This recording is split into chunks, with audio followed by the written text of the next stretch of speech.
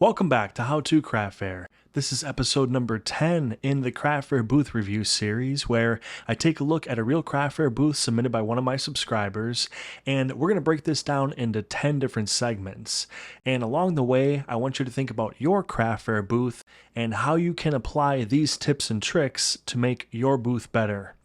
And we're going to talk about areas of strength where the crafter is doing well and should continue to do, and then also identify areas of improvement along the way. So, without further ado, let's go ahead and get started. Okay, so for today's episode, we're going to be reviewing Jake's booth. And Jake's business name is Printer Bros LLC. And he specializes in 3D printed items. And there's a wide variety of items that we're going to look at. And he is based in Colorado, so first state west of the Mississippi River. Fantastic. We were starting to fill in a lot of those eastern states, but now we're starting to branch out. Very good. And before we dive right into the review, I'm going to do something a little bit different. And Jake actually makes a product that might help vendors. Okay, so I want to take a minute to kind of show this item to people. And there's going to be a link below in the description of this video. But he makes a card reader stand, and it comes in a whole bunch of different colors. So he has it on his website. But it's really cool because if you have a card reader, you can put, set it down in the stand and keep it secure, make sure that you don't lose it.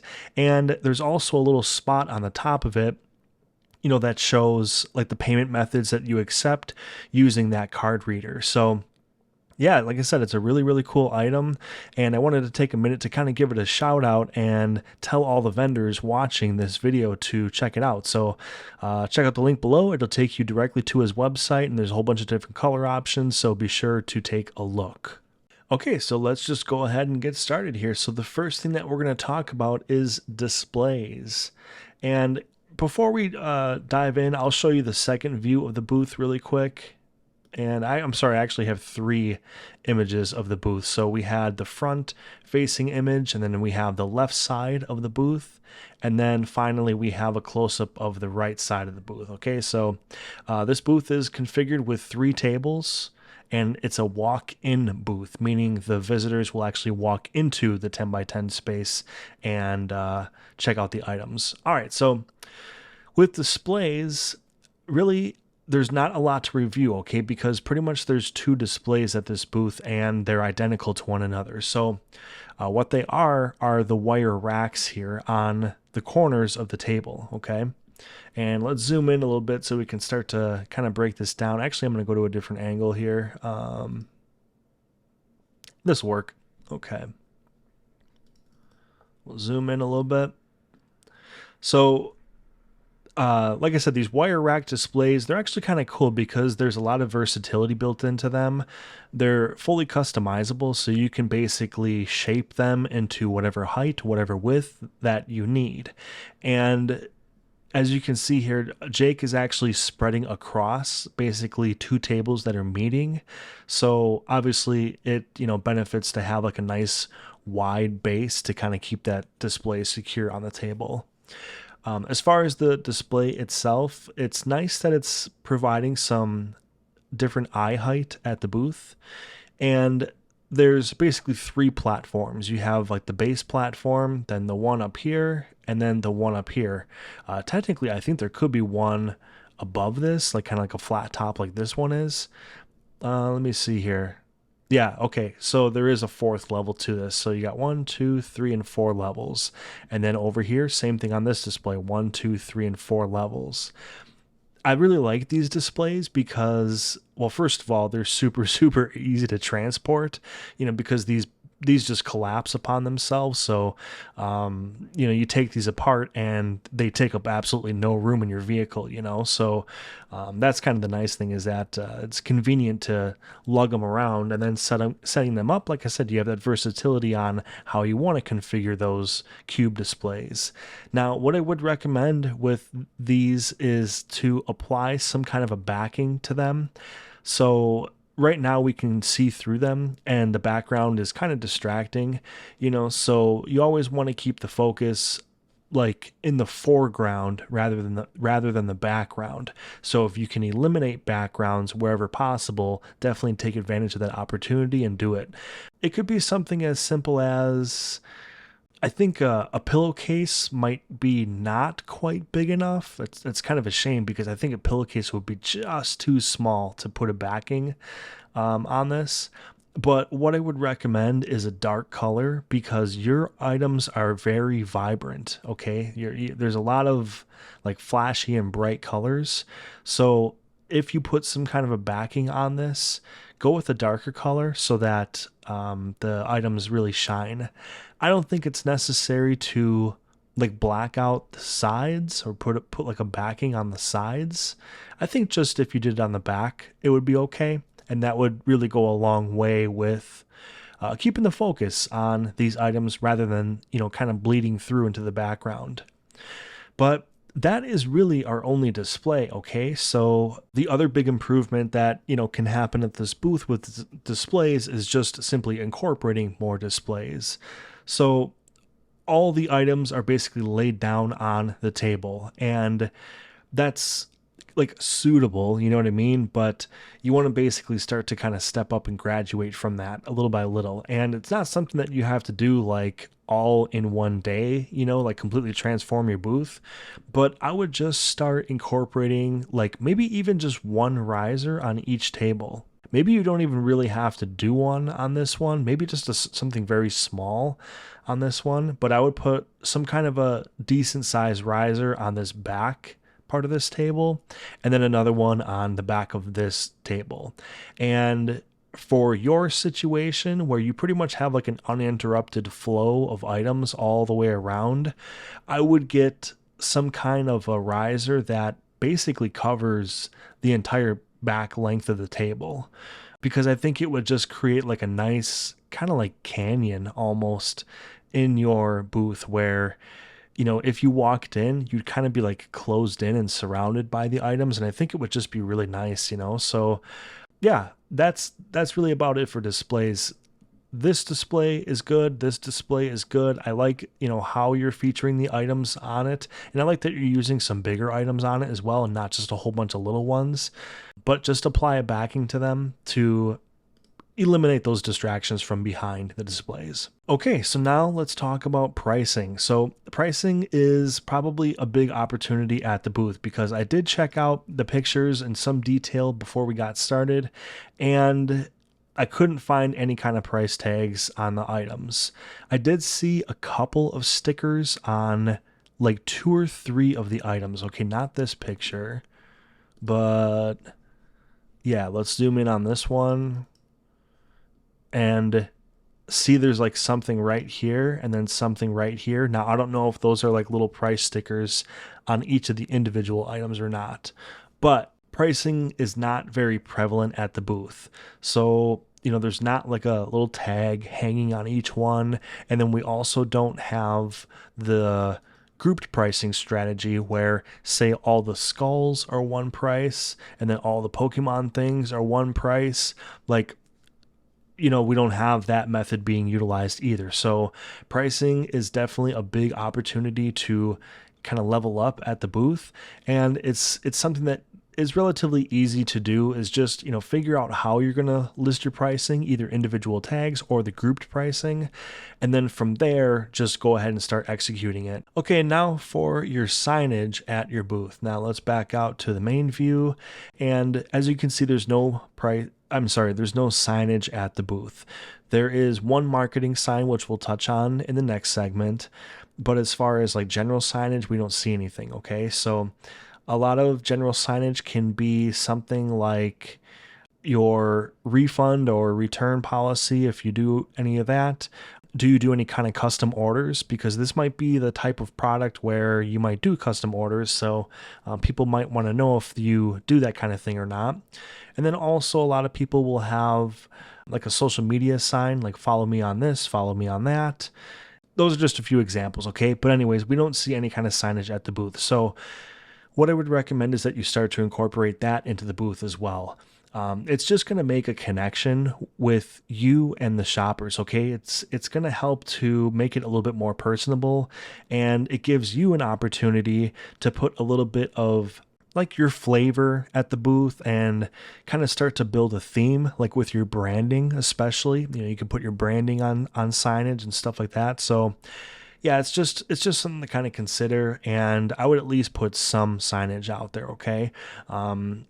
Maybe you do bundle pricing where if people buy like one item, they get like the next one discounted, or if they spend a certain amount, they get like a discount. Or like I said, there's a lot of different types of signs that you can utilize at the booth, and I would just at least get something out there to kind of just convey a message, start conveying some messages to the shoppers. Okay, now let's dive into marketing. So with marketing, you do have a banner out at your booth, and it's a nice one. I really like it.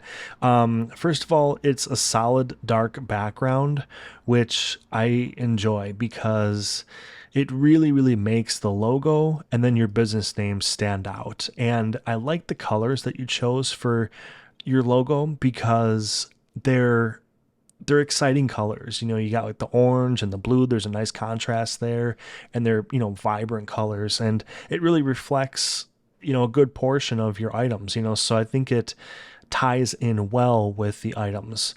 And then you have your name on here, Printer Brothers, and 3D printing is becoming a little bit more prevalent at craft fairs. Like 5 years ago, this didn't exist. This didn't exist at craft fairs. But, now in the last year or so, the last 2 years, it's starting to become a little bit more of a thing at craft fairs, and people see the name Printer Brothers, and I think that's going to start to connect. You know what I mean? I think people are going to understand that connection, especially as time goes on and the 3D printing becomes more and more prevalent at craft fairs. So again, I really, really like the sign. It has a nice logo, cool, interesting logo, nice color. And then it says the business name, which conveys the products. Okay. So it's covering a lot of bases there.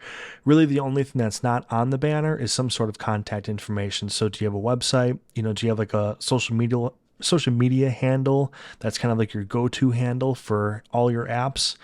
That's really the only thing that could be added to the sign should you decide to kind of level that up at a later date. Okay, but for now, I would say that it's more than good. It's above average. So other types of marketing that you can do at your booth is business cards, okay? And I took a closer look at the booth and I did not see any kind of business cards out. So we start looking at the table, nothing. How about this side? Nothing, okay?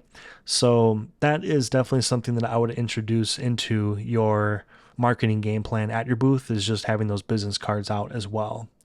And then we touched on the signage. So it doesn't hurt to kind of bring it up again, but if and when you start to incorporate your signage, go ahead and slap that logo on, like on the top of it. So if you have like a bundle pricing sign, put your logo on top of it, and it doesn't hurt to just kind of remind people who you are, So don't forget to do that when the time comes. And then, as touched on earlier as well, you definitely want to have like some kind of a sign out there where it's like a social media type of sign. So a lot of people will have like an 8x10 frame, like a picture frame, and it'll just be kind of popped up, and then print a nice sheet out, nice color sheet out, and stick it in that frame. And, you could even incorporate like a QR code to direct people to wherever you want them to follow you. So that is, my tips on marketing. Really quick, you guys, I haven't really talked about this in the review videos before. If you are a vendor that does a lot of outdoor events, I would consider getting something for the front of your canopy. So there's a couple of different ways that you can do this. You can actually have something like printed that's separate from your canopy and then attach it to the front. Okay, so it's kind of like a banner over your canopy. Obviously, you don't want it hanging down so that people have to like duck their heads in to get into your booth. So try to have it like flush with the canopy front if possible. Otherwise, I actually have seen canopies in general where you can customize the front of it when you order your canopy. So consider this as like a long-term investment, especially if you're like getting into the canopy game and you're starting to think about getting one, or you have one, then you want to upgrade it. That is a big perk because it just establishes the branding right out front and center before people are even walking into the booth, basically. So just something to consider that I haven't really talked about before in the videos, and I thought I'd mention for this one. So yeah, there's a bunch of different ways that you can incorporate marketing at the booth. Another form of marketing at the booth is email marketing. Okay, so don't forget about like email signups. You can have like an email signup sheet, and sometimes what people will do is actually have like a giveaway box where you have like your email sign up form, and you have to have the disclosure, like the consent disclosure on the top of the email sign up form.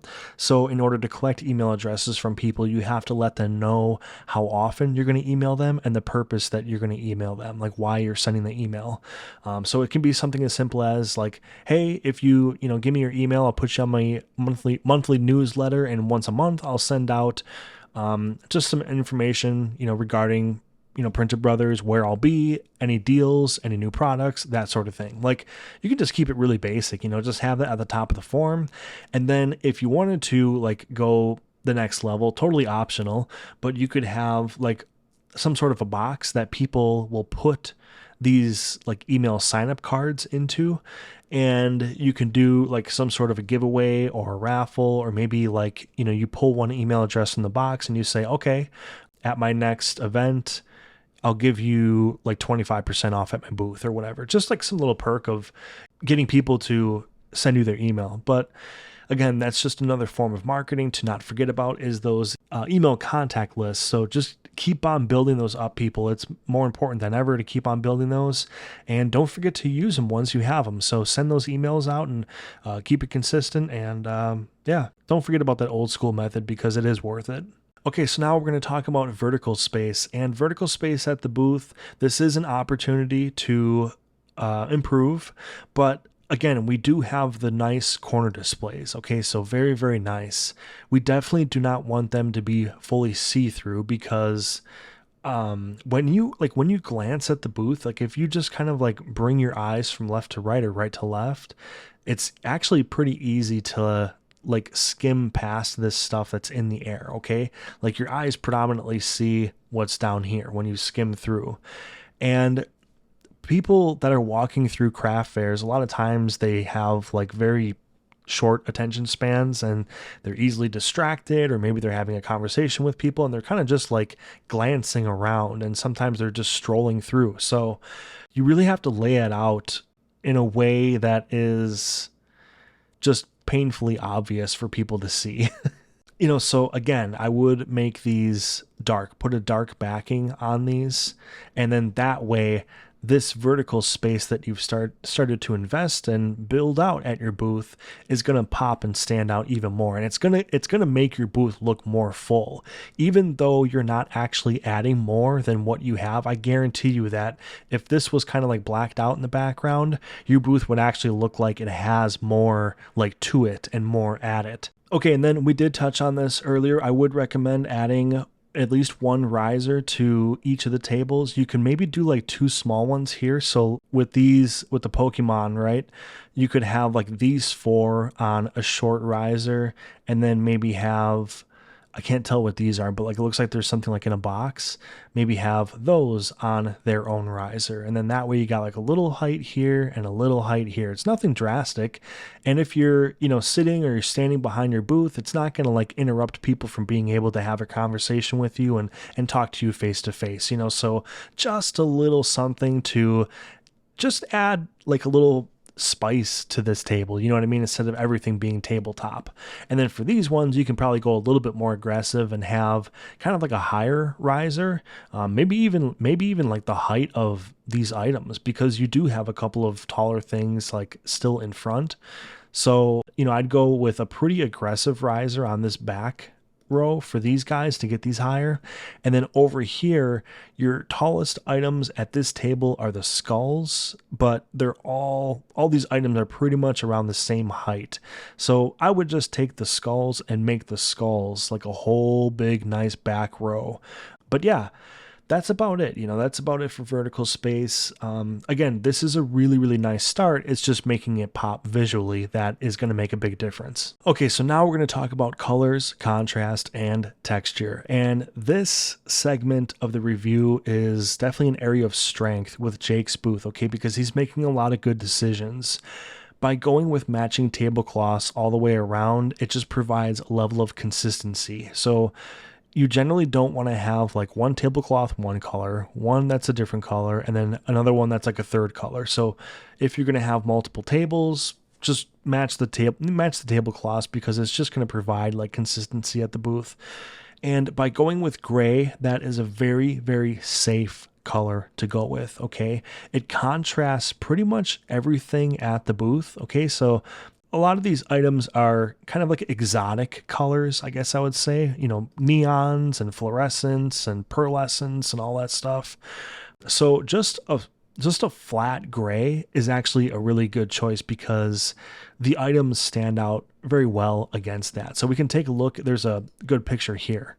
See this nice clear picture that we got? I mean, look at this. All these items just stand out very, very well. So sometimes it's tricky trying to pick out a tablecloth color when you have a bunch of different colored items like this, but I think gray was a really good choice. Okay, so that pretty much covers the colors and the contrast. And we did mention contrast when it comes to your tabletop displays. And once you get that backing on there, or some sort of backing, whether it's gray, whether it's black, then these guys are going to have a better contrast, especially the ones that are up here and up here. You kind of lose these a little bit with the background. But as far as texture goes, you stayed away from patterns. You stayed away from, repeating, like I said, repeating patterns or anything like that. Everything is like solid colors. So that, again, was a good decision because you're doing all you can basically to keep the focus on the items. Very good move. And even when it comes to your banner, you have the solid black banner and just the logo. Some people are kind of tempted to make their banner like a little bit busy and put some texture on the banner and things like that. But if that was there, then it would steal the attention away from these items a little bit that are directly above it. Okay, so even when it comes to the banner, it's a good decision with your texture just to keep it, straight black. Okay, now for the strength of the theme. So the strength of the theme is obviously pretty good here. Jake has stayed in the 3D printing lane and it looks good. There's a wide variety of items within the theme. So, how many different types of items did we see at the booth? There's probably upwards of a dozen different designs. And then within that, there's like tons of colors of each design as well. Okay, so again, we look at the skulls. There's probably a dozen skulls out here, and none of them look identical to one another. So if you are a skull person, then you have quite a few selections within that, like genre or whatever you want to call it. Then you have kind of like the dragon looking things. There's a ton of those. There's a bunch of those with different colors and different patterns. Over here, the Pokemon, looks like you can pretty much assemble like your own setup and put that together. So yeah, like I said, Jake is doing a really, really good job with this aspect of the booth. I mean, the theme is very defined, yet there is a lot of versatility within it, a lot of choices that people can make. So yeah, very good job. I like how you've taken your theme into your booth and how you've presented it and given people a bunch of different options.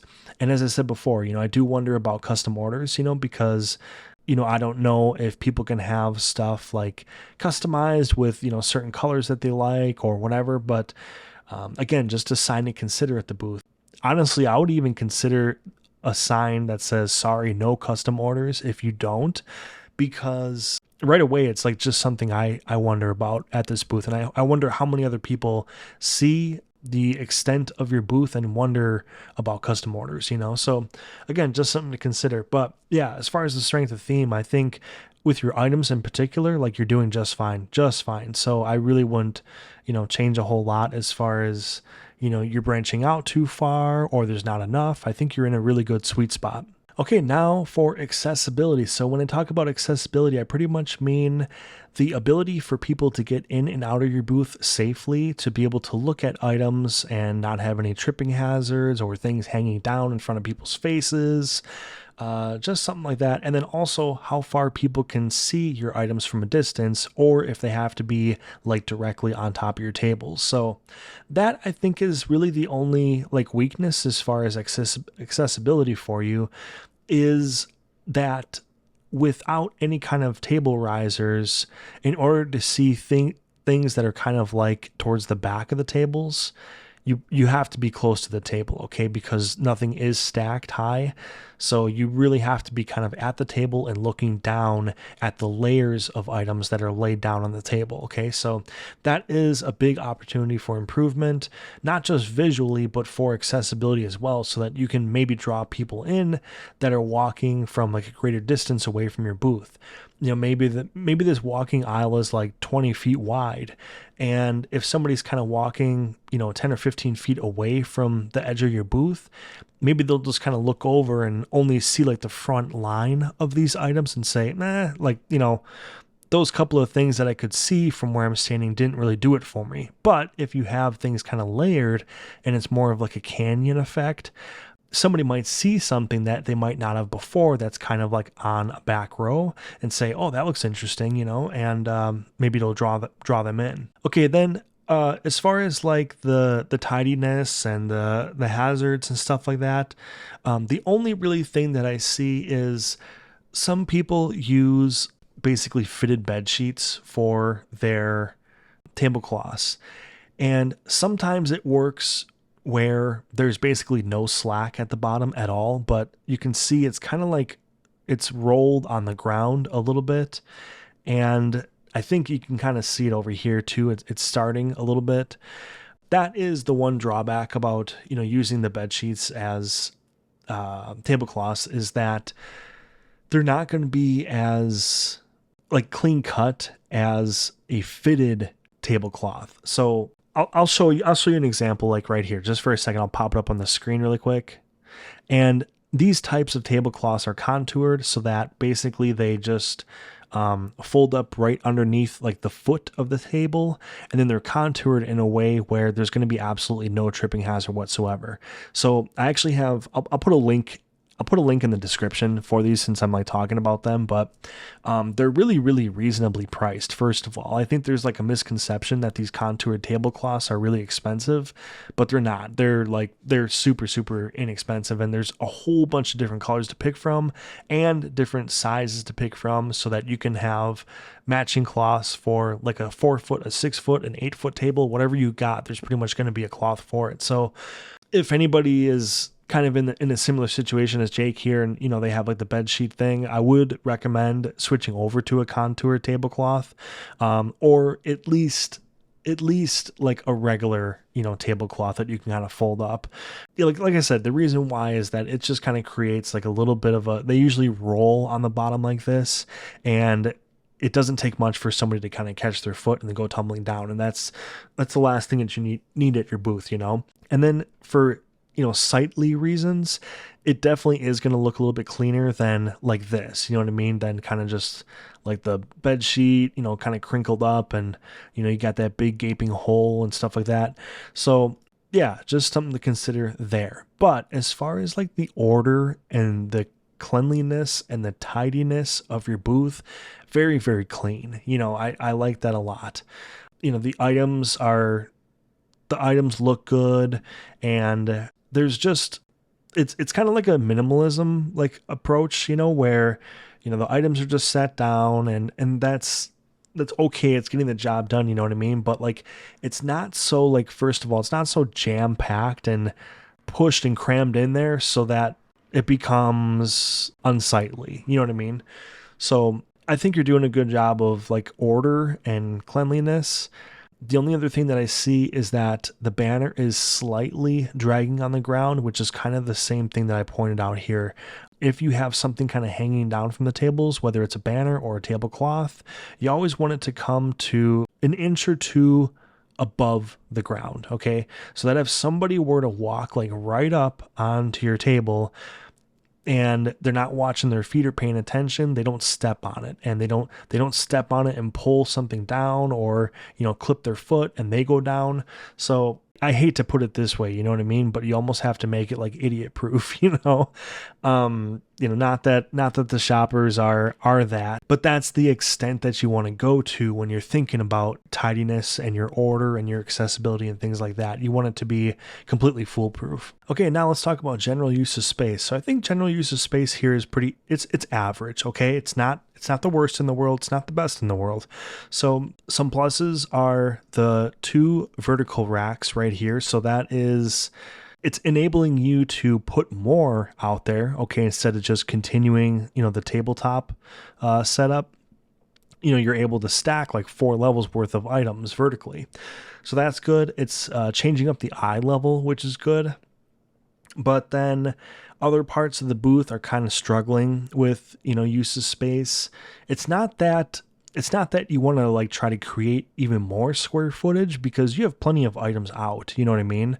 You definitely don't have a lack of items at your booth, but it's how you're featuring them and showing them off. You put a lot of hard work into crafting all these items and designing them and printing them and then bringing them and displaying them. And, you get to this point and you really, really want to kind of give them the best spotlight as you possibly can. So that's all I would really say with general use of space. Is it kind of just comes down to improving your display, like just putting more effort into your displays and giving them the spotlight that these designs deserve. Okay, and then finally the eye test. And the eye test is basically the 2 or 3 seconds that somebody's walking past your booth, and what are you doing to get them to stop and come into your booth to take a look around.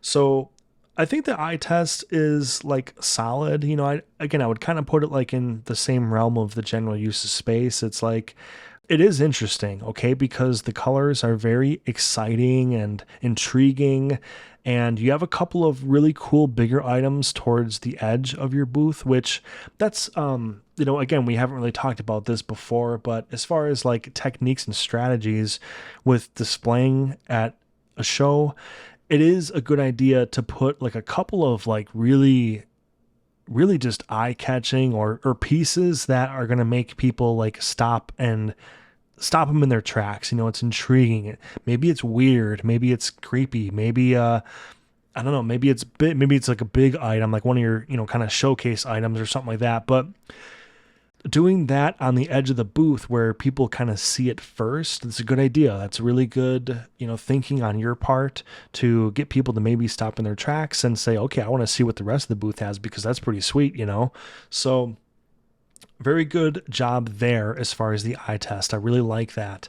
And then all the other stuff that we've talked about so far, I think all of those little minor tweaks are going to contribute to the sum of all that is going to equal out to like a really, really good booth. Your items are very cool. Like people love like skulls and dragons, and just, it's kind of like borderline oddities, and people are drawn to that. You know what I mean? Especially at craft fairs where it's like, you kind of see the same old, where it's like, okay, like, we've seen the textile person, we've seen like the bath and body person, we've kind of seen like a lot of the standard stuff, but like when you see something like weird, then you really want to make sure that your displays are popping off, and just looking great, because your items are already doing a good job of creating a sense of wonder and intrigue. And if you can kind of take it the rest of the way with putting like max effort into your booth, you're going to have a great booth. You're going to have a busy booth at a craft fair. So I'll kind of break down really quick the things that you're doing well, and then the things that you can improve upon. So as far as what you're doing well, I would say that colors, contrast, and texture is definitely an area of strength at your booth. You're making really good decisions on keeping those elements basic, so that these items that are kind of loud and they have a lot of personality on their own, let them do the talking, and just have your tables, your tablecloths, your displays. Those will be the supporting cast, and these are the stars, okay? So colors, contrast, and texture, good. Your booth and table layout, I like a lot, especially for an outdoor show with a 10 by 10. This is a nice setup because you're getting a lot of square footage out of this area, and people are able to come in if it's kind of a crappy day outside and there's going to be like weather or whatever, or maybe it's like even super hot, you got your canopy. It's nice that people can kind of like come in for a little bit and, maybe they'll spot something they like while they're kind of catching it a little bit of shelter from the weather. So as far as your layout goes, I really like it for a lot of reasons. So that is an area of strength. Your banner and your logo, I think, are also another area of strength. So, like I said, this is good by itself, but now I would start to incorporate it into some signage, maybe some pricing signs. If you decide to put individual tags and labels on each of your items, then I would do like a two-sided tag if possible. Have like the price and like the item name on one side of the tag, and then on the back side I would have like your logo. So just kind of something to consider there for getting that marketing out there a little bit more. And then the booth is clean and tidy. We talked about that before. It's very clean. It's very neat.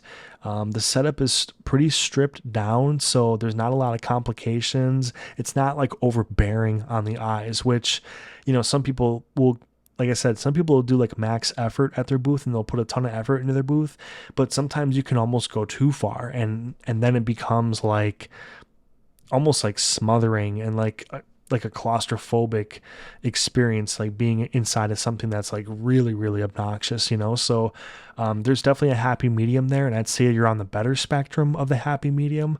In my opinion, it's always better to be a little bit more on the minimalistic side as opposed to like reaching and doing a little bit too much. Okay. Because like I said, at the end of the day, you are there to present your items. These are what you're there for, and if you're making it about everything else, then you're kind of going too overboard. Okay, now let's do like a really quick rundown of possible improvements. So a custom order sign, I think, would be good, whether you do it or you don't. And getting business cards out at the booth would be a good idea. And then also, if you have a business card stand, with your business cards out, I would also give a couple of business cards to people who make purchases at your booth, just so that you can maybe get some social media followers or some, future people visiting you at additional shows, things like that. Signage in general at the booth is basically non-existent at this point. So you want to definitely start to incorporate some signage. And we talked about the different types of signage that you can roll out. So that would be another thing that you can do.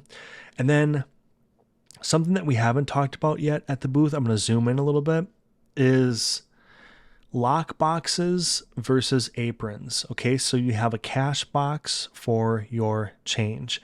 And while this is fine, I think that an apron is the way to go with, pockets on the apron, because first of all, the money is on you. It's secure, and it's going to free up some space on the table, which is always nice. It's not like much, but it's something. And it helps with tidiness to have like this gone and then just have the apron on you.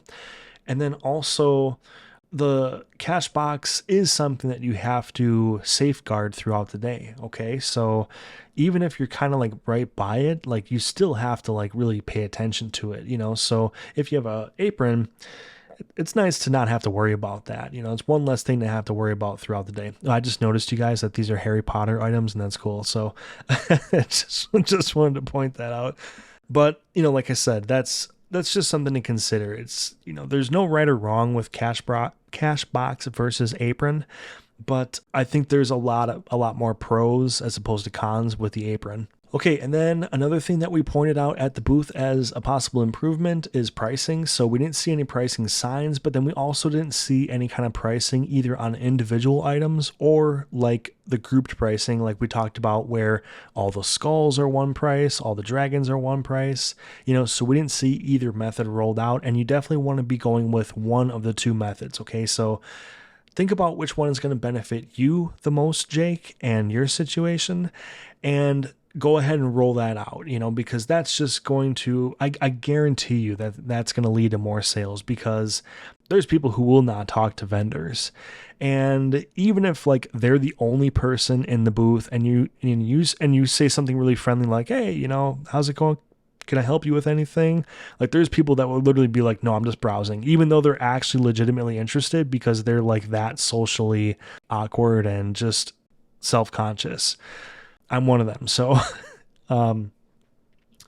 you want to basically make certain aspects of your booth communicated to shoppers without even words being exchanged. So you want to communicate things straight up, just so that they don't have to feel like they're in a position where they have to wonder or they have to communicate with you. Okay, then another thing that we touched on during the video is to put backings on the racks, just to help to eliminate the background from disrupting these items visually. Okay, so like I said, I don't know if you have something like a backing board, and I don't know how well like repurposing a bed sheet would look with this, because then, a bed sheet's way too big. So it's like, okay, do you cut it? Do you fold it?